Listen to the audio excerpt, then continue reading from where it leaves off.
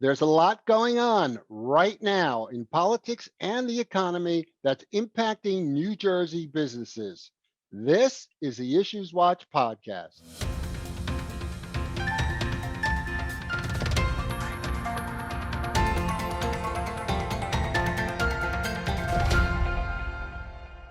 Hi, I'm Jeff Kazerman, Vice President of Government Relations at the New Jersey Society of CPAs, and welcome to episode 70.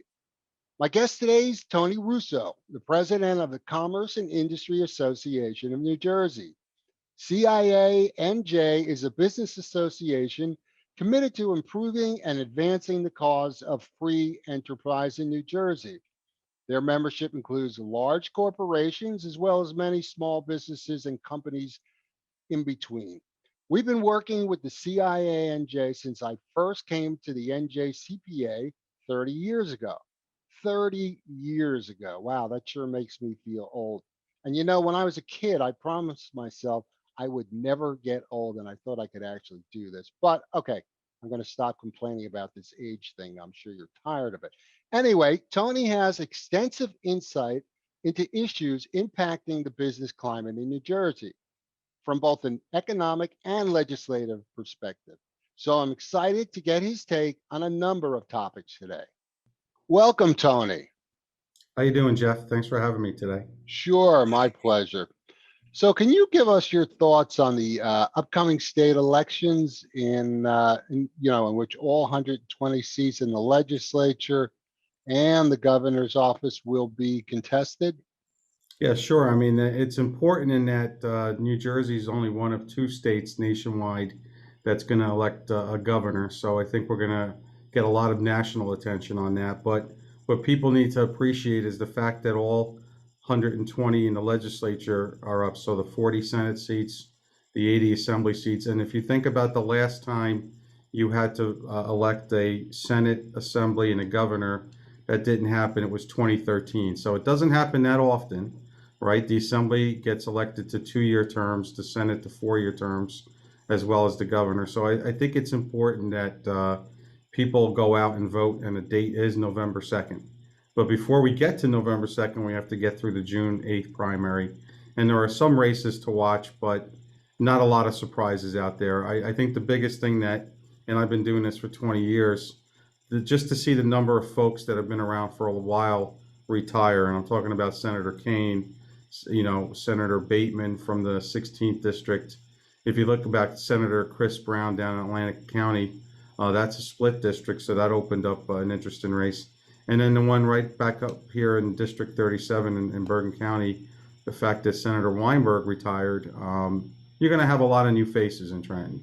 So I think it's important that people appreciate that these 120 plus the governor, so 121, makes a difference, because when things get done, as people would tell me throughout my career, think about those numbers, right? 21 gets things done in the Senate, 41 in the Assembly, and then you have the governor. And when you think about in a 2-year legislative cycle, more than 10,000 bills get introduced on a gamut of issues. It just really runs the spectrum on issues that are constituent based, statewide, national implications sometimes. So out of that 10,000 bills, Jeff, or maybe 400 or 500 get signed into law. So I like to tell people it's not easy to get a law passed in New Jersey. It's a lot easier to try to stop something, but I think all eyes will be on New Jersey come November 2nd. Okay, let's talk about the budget that Governor Murphy proposed in February. The legislature is reviewing it, and they have until June 30th to reach an agreement with the governor and get it signed into law. Tony, before you give us your thoughts on the budget, I am just going to mention a few highlights. The budget calls for $45 billion in spending, which is 10% more than last year. And this is a 30% increase since the last budget that Chris Christie enacted when he was governor. Adjusting for inflation, that makes this budget about 20% larger than the last Chris Christie budget. As a further comparison, Christie increased spending by 5% over 8 years. Revenues are projected to see, depending on who you talk to, growth of between 2.6 to 4%. 10% of the budget relies on non-recurring revenues. There are no tax hikes.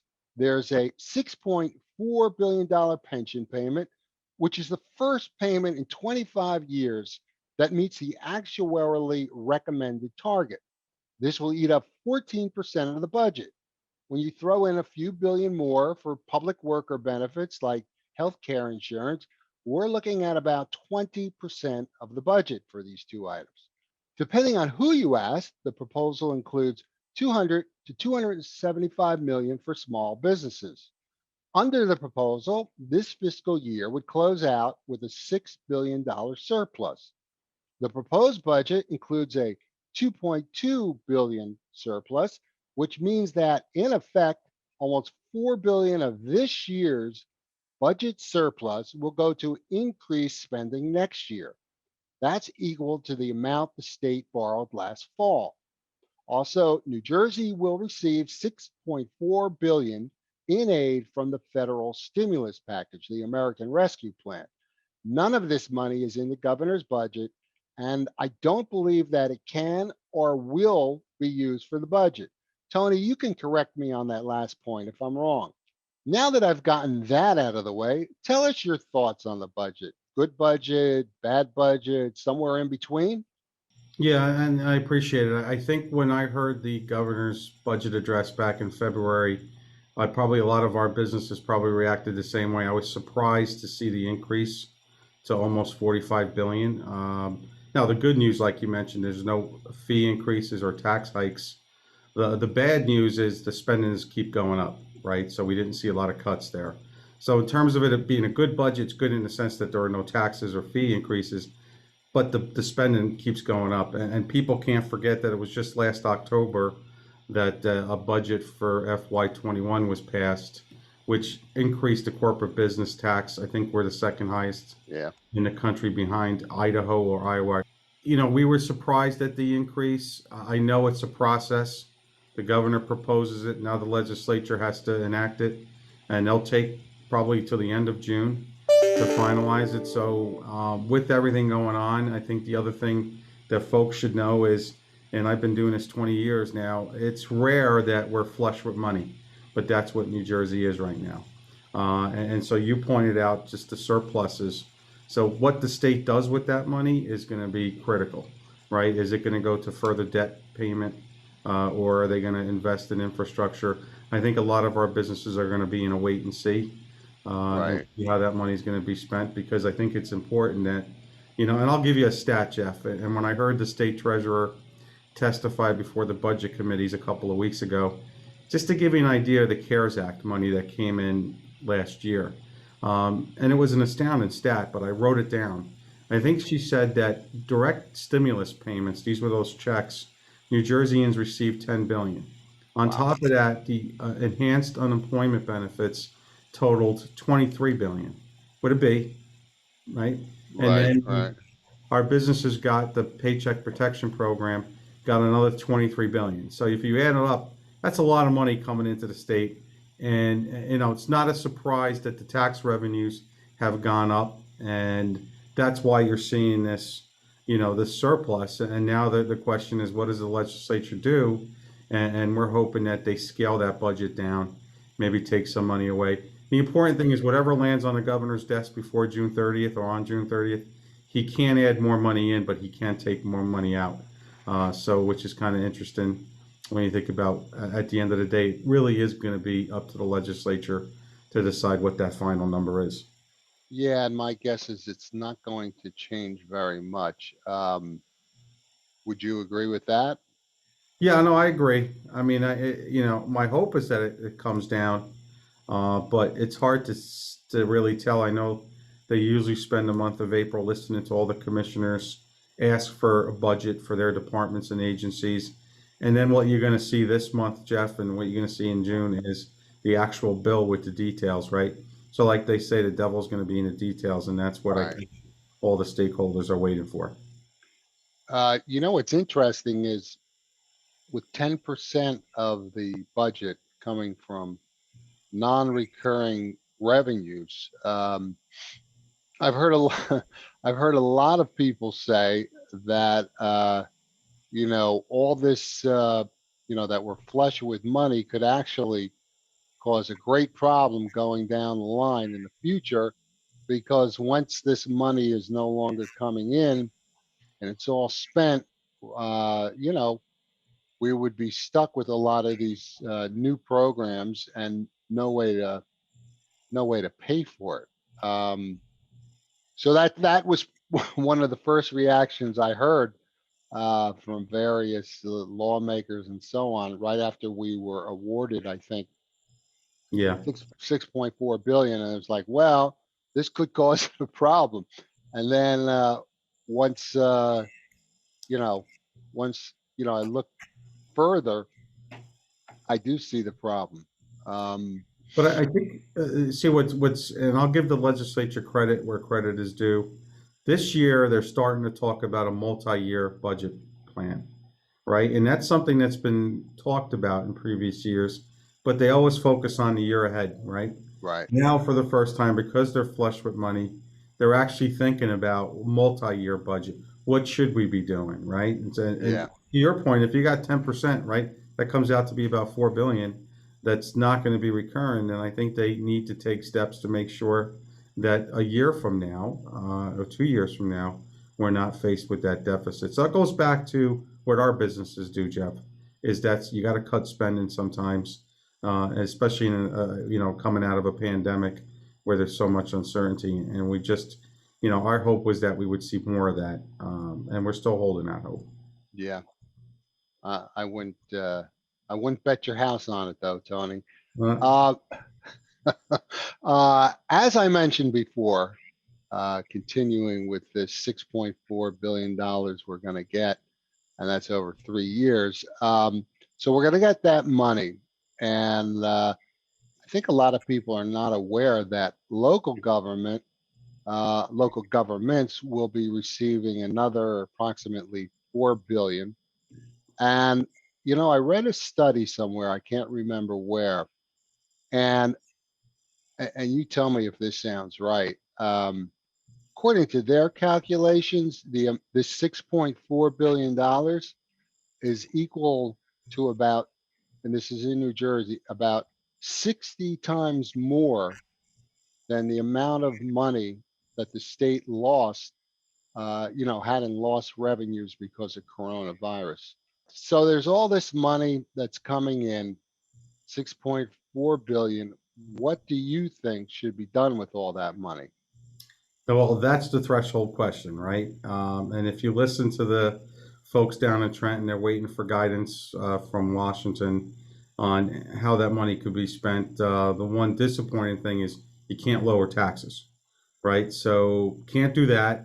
So where do you spend the money? I've heard that they may again pay down more debt, which is a responsible thing to do. If they could invest in infrastructure, responsible thing to do. And I think they have to think long term. I mean, that's a Right. lot of money, like you said. That's just 6 billion going to the state. People need to appreciate what you said. 4 billion goes to municipalities and counties. And if I could put in a plug, I mean, on May 26th, we have Congressman Gottheimer and Congresswoman Cheryl talk to our members about where that money is going to go. And the hope is that by then, we're going to have some more details and clarity. We also have Mike Serra from the League of Municipalities and John Donadio from the Association of Counties. So think about it from a business perspective. It's a lot of money being infused in New Jersey. How do they spend that money, and what does that mean to our businesses? And combine that with the CARES Act money, by the way, that hasn't been spent. It's been allocated, and that's to the tune of about 3 billion. Wow. When you talk about billions of dollars, that's a lot of money. Yeah. And you guys represent accountants, and I never really appreciated it until I started working here. And we're fortunate to have a lot of accountants as members. But when you think about money in terms of billions of dollars, that's a lot of money. A lot of good could come of it. We just don't want it to be squandered and wasted. And that's what we hope is people like you and I, Jeff, have to make sure that we stay vigilant and watch and speak out on where we'd like to see the money spent in terms of helping businesses. Got a follow-up question for you regarding this prohibition on using the money coming in for lowering taxes. And of course, I'm not a CPA, so I could be missing something here. But even though they say it can't be used to lower taxes, if, for example, let's just say 1 billion of it you can use for infrastructure improvements, and let's say that the state was already planning to spend 1 billion on infrastructure improvement, doesn't that really take doesn't that really, in a sense, give the state the opportunity to lower taxes, even though they don't say that's what this $1 billion is going to be used for? Is sort I of think it's important on how they explain it, right? So the money is fungible, right? So, you collect money from different pots, but to your point, if the government, federal government says you got to spend it on schools, you got to spend it on infrastructure, then you're absolutely right. Then the money that was supposed to be dedicated for that now gets freed up and can help some other programs, projects. But I guess what they can't do is say, we're going to implement a 5% tax cut across right. the board. I mean, you can't do that. But I keep going back to time will tell. The devil's going to be in the details, and we're going to know sooner rather than later how they're going to spend the money. But you made another important point that money is spread out over a couple of years, and that gets back to that multi-year plan and on the budget side that I think the folks in Trenton need to appreciate more. Right, right. And just another little point regarding that. The New Jersey, what are they called? Policy Perspective, which I'm sure you're aware Yeah, of, sure. a left-leaning think tank in New Jersey with which the business community, I would say we agree with them probably once every 8 years. But they put out a recent report, and amongst all of their recommendations, all six, which have to do with the budget process, uh, are all great. And one of them is planning on a multi-year, uh, you know, foundation, and making the state's debt not just the debt for that's in the annual budget, but in, spread out across state, authorities, and all these independent authorities and all these other state agencies that are not part of the annual budget, making their debt and spending more transparent. So, can you tell us about the New Jersey Economic Recovery Act, which will be providing up to, I think it's 14 billion in tax incentives over the next 7 years? Sure. So that was signed into law early January. It was right before Christmas and the holidays back in December that the legislature had a couple of hearings on it. And it was a 255-page bill, now Mm, law. And there are no fewer than, I think, 15 programs, names that are very catchy: Ignite, Emerge, Brownfields, all good, right? But I'll go back to what a lot of our members have explained to me. It'd be great if we, as a state, didn't need tax incentives, if we just lowered the taxes, right? But given what it is, we have to have these incentives. I think the issue becomes, and if you start reading the law, we had a program on it. It's not easy to review. There's a lot of qualifiers to get that money. right. Prevailing wage is an example. You have to have all these reports and Oh, information in. So as I like to say, is the view worth the climb, right? So if you're an entity and you're exploring these tax incentives, thinking about the paperwork, my hope is that Tim Sullivan through EDA, when they finalize the rules and the paperwork, that they make it as simple as possible. And this way, more companies and entities would apply. But is it good? Sure. If you can get the incentives and the tax breaks, why not? But a lot of times that's really on the back end. That won't come for several years, where they want to see the investment up front. They want to see the creation of jobs. They want to see these projects completed. There's a section in there about food deserts and how they want to bring in supermarkets. All of that's good state planning. All of that's good. But I keep going back to trying to make it as simple as you can, so you don't have to hire a team of consultants to track it and monitor it. So, but it was a step in the right direction, obviously, because we had gone a year without a tax incentive program until that was signed in January. And regarding the, let's say, 14 billion in that plan, and if it was all awarded, um, and then the 8 or so billion that was awarded during Governor Christie's tenure.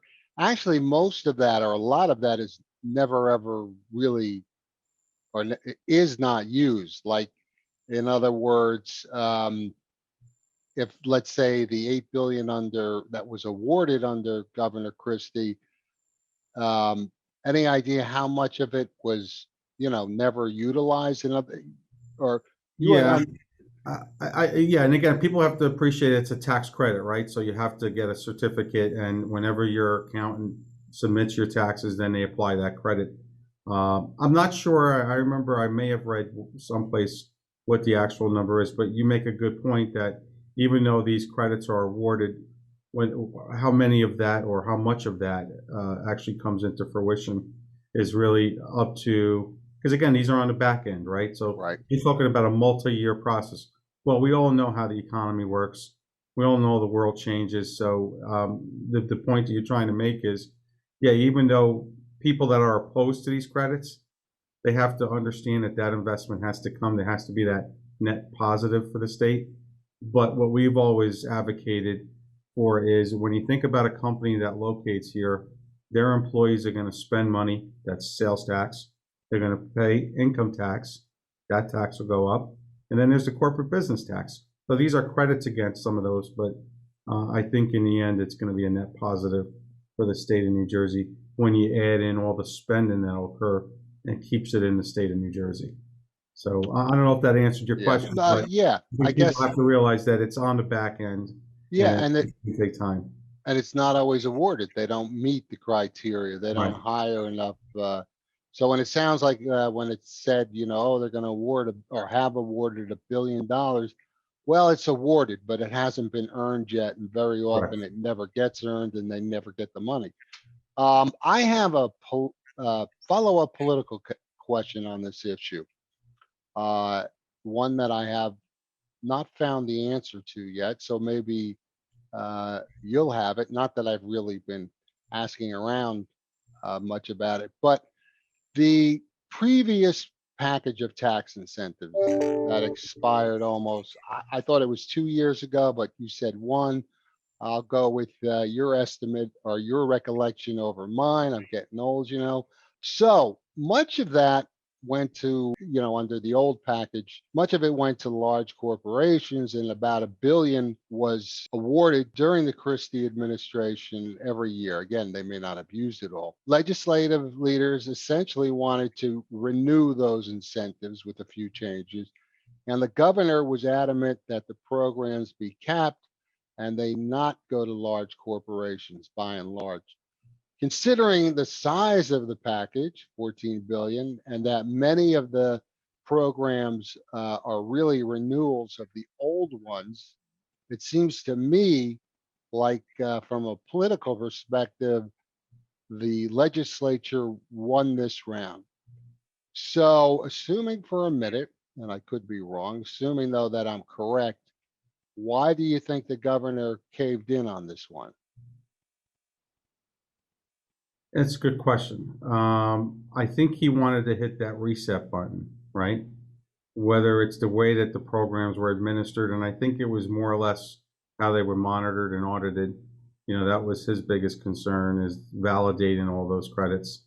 So I don't think he caved. I think, he and the Senate president and the speaker wanted to really redo the whole program, right? Because I was actually, my first year at CINJ was 2013, and that was the big one back then, was the big package that Governor Christie signed with, again, a democratically controlled legislature, and that was in play for many, many years. But I think that, to your point, and everybody's read the news stories, that there was a lot of scrutiny, and then the governor issues an executive order, creates a commission, they hold public hearings, And I want to say it was June of 2019 when the one expired, and then we went a year. I could be wrong. We went more than a year without a tax incentive program. So in the end, yeah, it's almost like you said. It's almost like they wanted to rename them, reset them. But at the end of the day, it's the same thing. It keeps going back to it's a credit. And that's why I keep going back to the bigger picture going up to the rooftop is why not lower taxes? You know, because as one member said to me, Tony, you know, investment will go where it's welcomed, right? So if it's an easy lift to come into New Jersey, you have all this capital on the sideline waiting to get into the game. They want to make sure that they're effective. They want to make sure that they can understand what's going on. If you lowered all the tax rates, that money will come in. You don't have to have all this paperwork. Yeah. So I think we just exchanged it, right, to the new terms, right, the emerge, ignite, all those, you know, names. But again, time will tell whether or not, you know, companies will apply for those credits. Yeah. So can you tell us about the restrictive covenant bill that the business community, including your group, our group, that everybody in the business community adamantly opposes? Yeah, so this is, and I'm sure in your, for CPAs and accountants, the use of these non-compete agreements is pretty prevalent. Yeah, I know a lot of our professional service firms use these, right? So whether or not you come on in and you're working in R&D or in a sales position or in a senior management position, more than likely you're going to have a non-compete that you can't just leave and take all the information with you. Well, Assemblywoman Quijano out of Elizabeth had a constituent that had a horrible story. I believe she was a hairdresser that had signed a non-compete. It didn't go well. She was precluded from working. So the Assemblywoman's intent was, let's take a look at these restrictive covenants, right? Now that's going on throughout the country. And so there was a bill introduced. We joined the coalition, and I'll give credit to the BIA because a lot of their government affairs people are leading the charge. But the business coalition, made up of a lot of different groups, met with the Assemblywoman, and we're currently working on amendments to maybe just exclude it where you can't have it for a lower wage employee. Because if we did away with these agreements, or if we really restricted it and then added a legislative mandate to it, what that's going to do is it's going to have a ripple effect on mergers, acquisitions, senior people either leaving or going, and that could really be disruptive. And it's almost like, I don't know, the atmosphere around these is if you find a job, you get the non-compete agreement in your HR folder, you know, how many people actually take the time to read them? What does it mean? Are they enforceable? Yeah. And there's a lot of play there, you know, and that's why we'll see where the legislation is going. But I think it's important for definitely CPAs in the society to really, and I think you're part of the coalition, Jeff. Yes. Yep. You know, that's working on the amendment. So that was a bill that I got a lot of phone calls on and emails, you know, raising everybody's ire saying, wait, what is it that they're trying to do? And so, you know, the hope is that we'll get the bill to a point where it's palatable. Yeah, and actually, from talking to lawyers, my understanding is that it goes way beyond just non-compete, you know, including non-solicitation. Right. NDA. And, you know, I've heard them say that all restrictive covenants, because of the way this bill is written, would in effect be banned. So, but hopefully, like you said, the sponsor, you know, she said her intent really was to protect low income workers, you know, like the hairdresser you talked about, from really getting put in a bad position. So that's what the coalition is looking to amend the bill, and hopefully, you know, she'll go along with that, and then we won't have to discuss this issue ever again. Check the box. Yeah, right. You know, honestly, that would be, if that happened, that would be probably only like the second time in the last 4 years where I've seen a bill go from bad to worse, significant change. So, right? Am I right? Oh, you're absolutely right. Yeah. I mean, look, it's been a tough fight, right? A lot of these bills, you know, are emotional issues. But they also impact business, and you try to find that happy place where I always say that every bill has good intent behind it. Yeah, But it's when you put words in a bill and it means something, then the attorneys look at it and it gets signed into law. It has those consequences that weren't foreseeable. And that's exactly what we're trying to do. And that's why I keep going back to, and one of the things I hope to do is raise that political awareness that it's, people need to engage in the political process early, right? So people like you, Jeff, all the business groups are out there. It's important to be down in Trenton. It's important to be heard. It's important to offer amendments. It's important to know who your legislator is. It's important to be in the process. Because guess what? Once that bill gets signed into law, then you have a couple of choices. You adjudicate or you right, go back for another amendment. right, And I right, explained earlier that it's not easy to do. right. And we discussed what's happening here in New Jersey from a governmental perspective, but you also know a lot about the economic perspective. Your members look at more or concerned about more than just legislation. So, how does the state? How do you think the state is going to do over the next year or two? What are your members saying?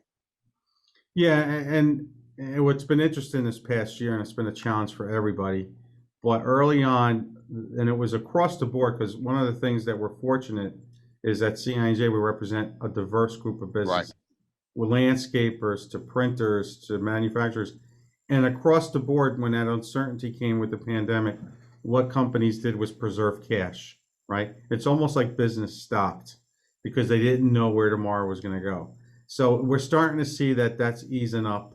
But the dynamic, and it's kind of interesting, is everybody went to remote work, right? We're experiencing that today, and just talking to a lot of our members over the past month, I think what the new normal is going to be is you may not see that old, way or the pattern of going in full time to an office.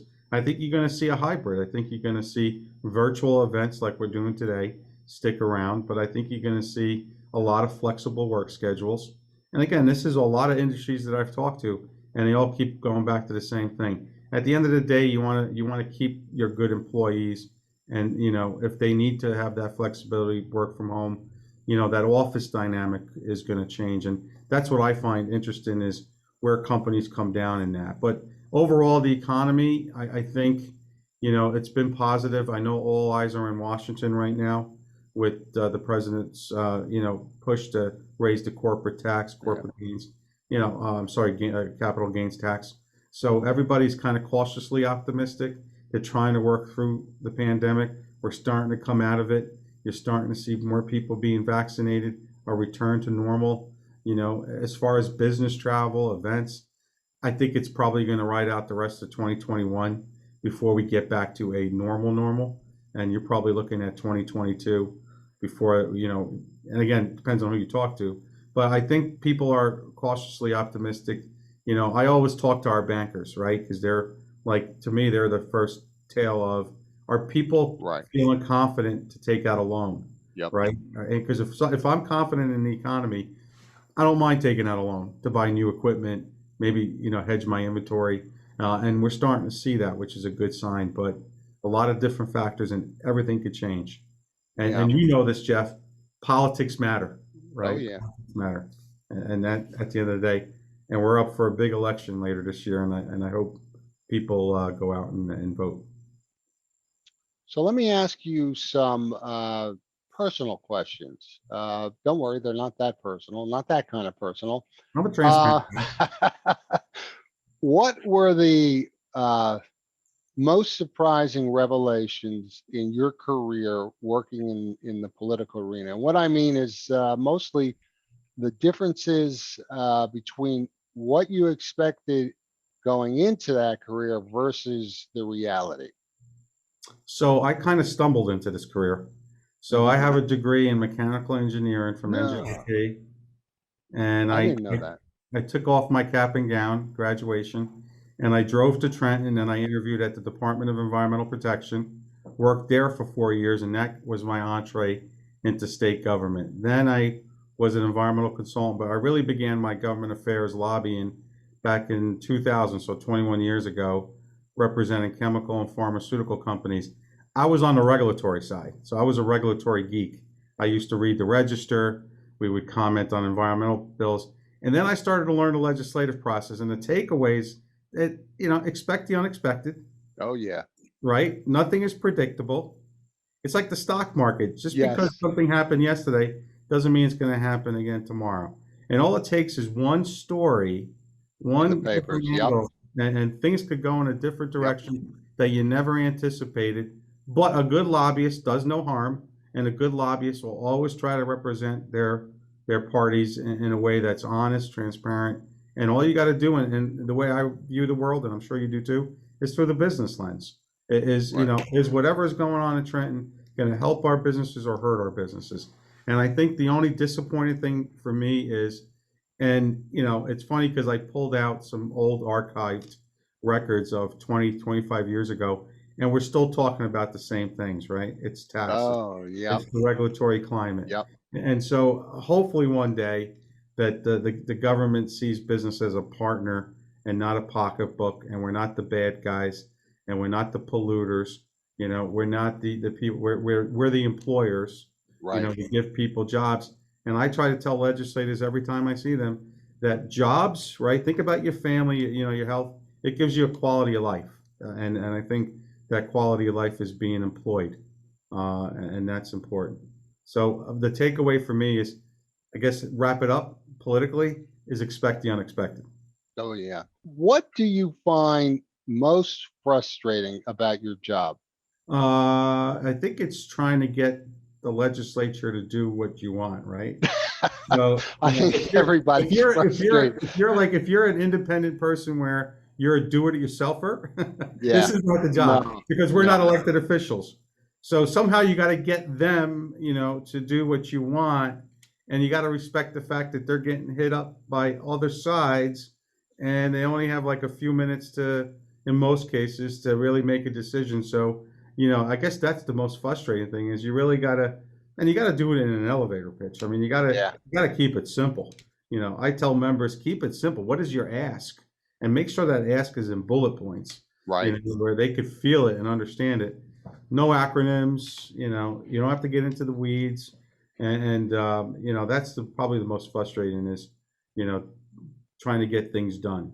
Let me ask you this. We talked about what's most frustrating. What is most rewarding about your job? When I'm able to help a member, and I'll give you an example. It just happened this morning. One of our waste companies had a bunch of trucks. They couldn't get into the Motor Vehicle Commission. They've been trying to get their licenses renewed, their hazmat details, and they could not get an answer. And because of our relationship with the governor's inner office, I made a couple of phone calls, and I just talked to him on the way to work today, and the issue's been resolved. So that's the most rewarding, is when I'm able to help our companies navigate, when they have an issue in Trenton. And that's really the value of an association. I'm sure you guys offer that too, where, Right. if you hit up against a roadblock, is, ask for help, and hopefully, if we can't do it, we probably know somebody that can do it, Yeah, I so have that's to agree with you that one of the most rewarding things about my job is when a member calls with a problem, let's say with the Board of Accountancy, and like you said, they can't get through or find the answer. Uh, it is a good feeling when you're able to help them out, and get them through that problem. So, last question. How can our listeners find out more about the CIA and your programs and initiatives? No, thank you for that. Just visit our website, cianj.org. You can check out our forums, our events. And I would be remiss if I didn't put in a plug that our treasurer is an accountant, a CPA, Kathleen Alexander from Saks. Oh, yeah. And you know what, Jeff? I've come to appreciate our partnership with you and Ralph, Alan Sobel, and all the accounting firms. If you look at our board of directors, we have a lot of accountants that Yep. are part of us, Deloitte, Cohn Resnick, and I'm going to forget a few, and I'm going to get in Right. trouble. But I've come to really learn a lot. As an engineer, I know what accountants do, and you're so critical to the business world. You actually are consultants, really, when you think about Right. it. General business consultants, and I think that's a credit to you and to the group, and what you guys do there. So I don't know if I answered your question though, but No, yes, yes. And since our CPAs help you out with understanding this stuff, since you are a mechanical engineer, you can help me put together, like, when I get a piece of furniture or something from Amazon and I can't figure out how to put it together, because that's a no, real you problem. need a civil engineer. The Oh, business is that static. Mechanical engineer is dynamic, right? Everything that moves. oh, all right. If you have a Forget problem that with then. your car, you can call me if you have a problem with your car. Okay, so that wraps it up. Thanks so much, Tony, Thank you, for a Jeff. great conversation and all the enlightening information. And we look forward to having you on an upcoming episode. Thanks for the opportunity, Jeff. Thanks.